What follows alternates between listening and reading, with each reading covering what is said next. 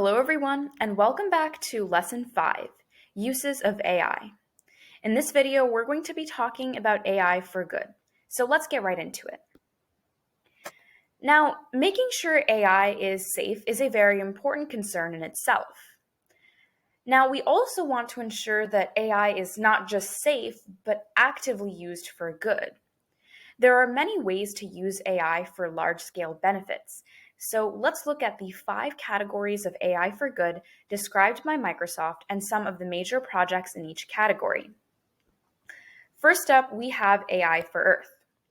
So AI can be really useful in monitoring the health of farms in real time, which helps to optimize crop yield and ensure that the soil remains healthy. Sometimes our farming techniques can damage the soil and its nutrition, and so that can actually end up in us having a lower yield of crops in the future. But with AI, we can track this in real time and prevent it from causing too many problems before it is too late. Furthermore, AI can create more accurate climate predictions to reduce potential impacts on human health, natural systems, and infrastructure. And when we're thinking about biodiversity, AI can monitor threats to specific species so we know when we may need to help them and come up with some plan to prevent their extinction.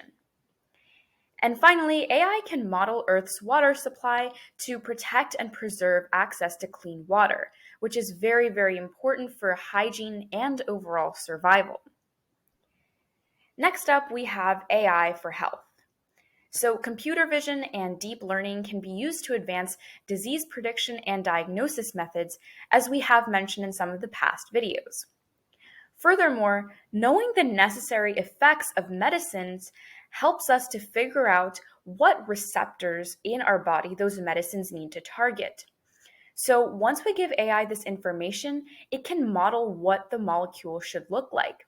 And then this can help us to drastically reduce the time and money needed to discover and develop new drugs.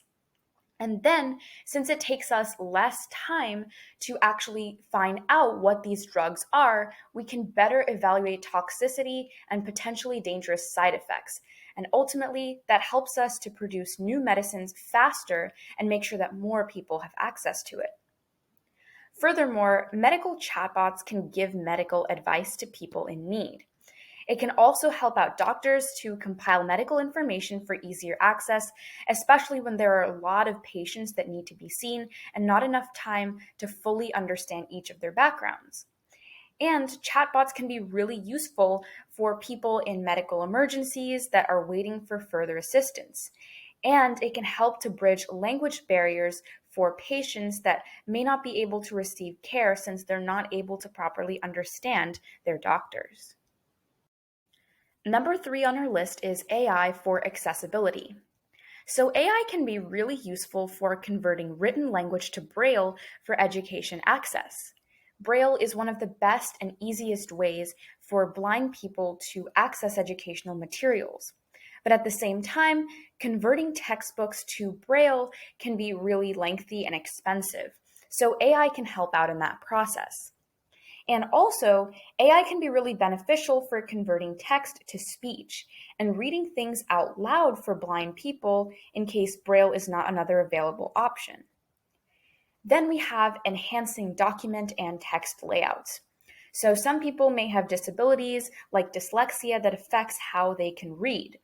But AI can help out to manipulate the size and font of texts so that it is easier for these people to read and understand. Then we have improving captioning for the deaf. So AI can be really helpful with natural language processing to understand what someone is saying. And then it can convert that to written text so that deaf people are able to follow along with different forms of videos. And AI can also improve sign language teaching methods and accessibility. There are many amazing apps out there that utilize AI to teach deaf children sign language so that they can properly communicate with others in a comfortable way. Then we can use natural language processing, conversational AI, and voice tools to help disabled people access and browse job opportunities. Finding job opportunities that suit people is a difficult and complicated thing on its own. But there is an extra challenge for disabled people. And another important thing to consider is whether they can get accommodations that they need in order to work properly. And so AI can help out with this search. And finally, we have powering chatbots and platforms for mental health counseling. Of course, being able to access therapy and talk with a human is really, really beneficial for many people's mental health. But at the same time, sometimes this is too expensive or just not accessible in that person's scenario.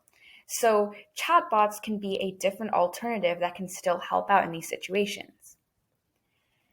After that, we have AI for humanitarian action. AI can be really helpful for supporting victims of gender-based violence with chatbots and giving them a helping hand and someone to sort of talk to and be understanding about their situation, sort of similar to chatbots for mental health counseling as we just saw prior.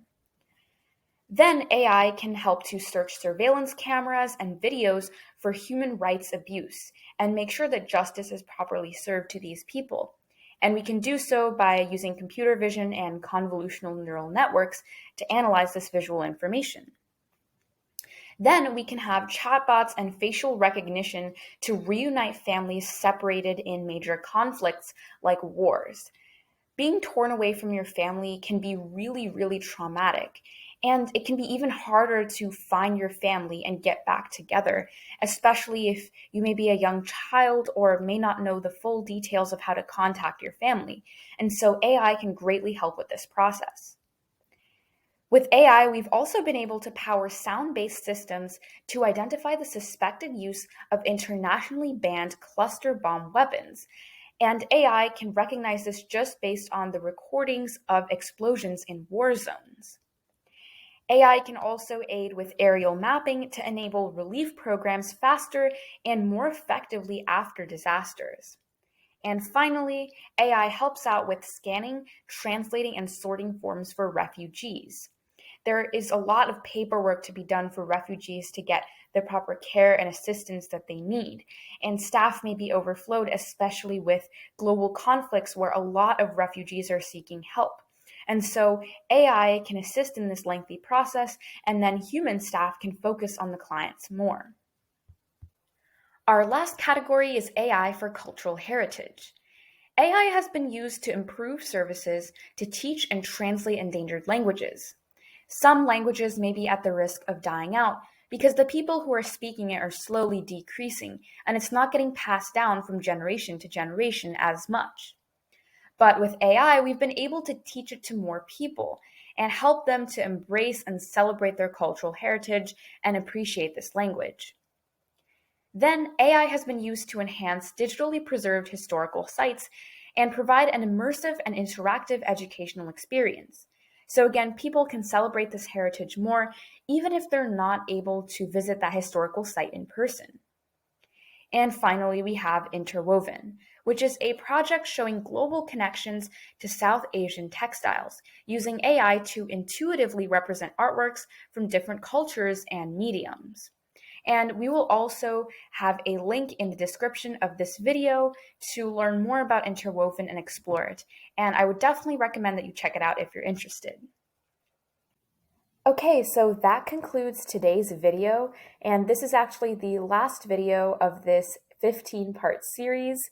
We've definitely come a long way from the start, and I just want to extend a congratulations to you on completing the entire Project Neurify curriculum. We've talked about so many things, including what AI is, how it works, the ethics, and finally, and most importantly, how we can actually apply it to improve our everyday lives and make lasting change.